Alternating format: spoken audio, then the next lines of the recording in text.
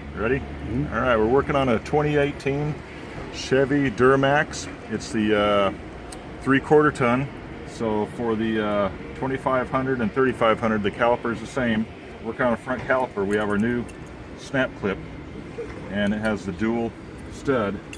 So you basically slide it in here, right in the middle of the rotor, and then snap it down into place, just like that. So it's flat.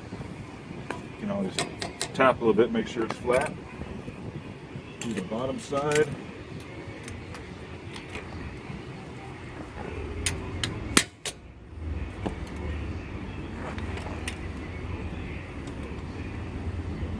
Both in place. Caliper cover. Just stretch it up over there.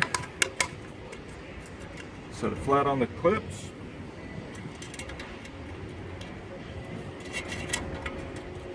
Dual screws, dual nuts, dual holes, and tighten it down.